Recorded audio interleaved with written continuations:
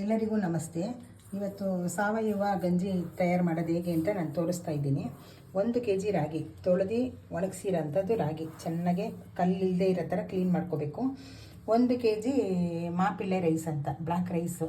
ಇದು ಗಂಜಿಗೆ ತುಂಬಾ ಒಳ್ಳೇದಂದರೆ ತುಂಬಾ ಒಳ್ಳೆಯದು ಗಂಜಿಗೆ.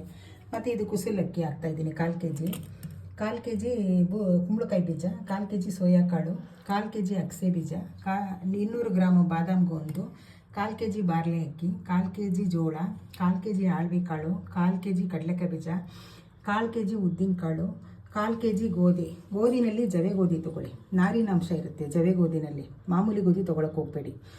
ಸಬ್ಬಕ್ಕಿ 1/4 kg, 1/4 kg ರಾಜ್ಮಾ ಬಂದು ಕಿಡ್ನಿಗೆ ತುಂಬ ಒಳ್ಳೆಯದು. ಇದು ಕಲ್ಲಂಗರಿನ ಬೀಜ 1/4 kg, 1/4 kg ಸೂರ್ಯಕಾಂತಿ ಬೀಜ, 1/2 kg ನವಣೆ, 1/2 kg ಅರ್ಕ ಬಂದು ಶುಗರ್ ಅವ್ರಿಗೆ ತುಂಬಾ ಒಳ್ಳೆಯದು.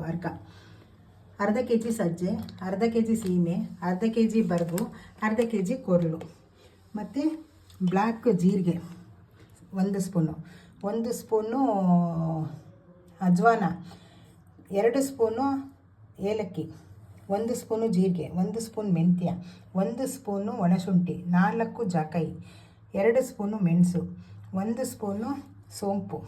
ಇಷ್ಟನ್ನು ಹಾಕಿ ಎಲ್ಲ ಪ್ರತಿಯೊಂದು ಪದಾರ್ಥನೂ ಹುರ್ಕೊಳ್ಬೇಕು. ಹುರಿದ್ಬಿಟ್ಟು ಮತ್ತೆ ನಿಮಗೆ ಹೇಗೆ ತಯಾರು ಮಾಡೋದು ಅಂತ ನಾನು ತೋರಿಸ್ತೀನಿ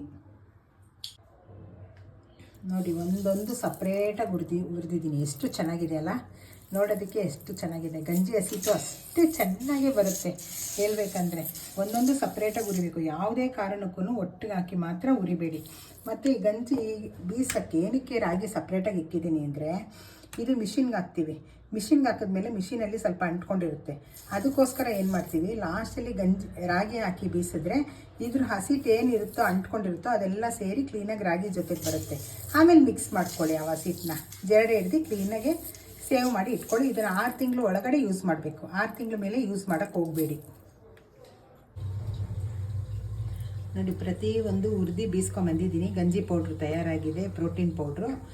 ಮತ್ತು ಇದನ್ನು ನಾನು ಹೇಗೆ ಮಾಡೋದು, ಹೇಗೆ ಗಂಜಿ ಅಂದ್ಬಿಟ್ಟು ಇನ್ನೊಂದು ವಿಡಿಯೋದಲ್ಲಿ ತೋರಿಸ್ತೀನಿ. ಪ್ರತಿಯೊಬ್ಬರು ನನ್ನ ಚಾನಲ್ನ ಸಬ್ಸ್ಕ್ರೈಬ್ ಮಾಡಿ, ಲೈಕ್ ಮಾಡಿ, ಶೇರ್ ಮಾಡಬೇಕಾಗಿ ಕೇಳ್ಕೊಳ್ತಾ ಇದ್ದೀನಿ ಪ್ರತಿಯೊಬ್ಬರಿಗೂ.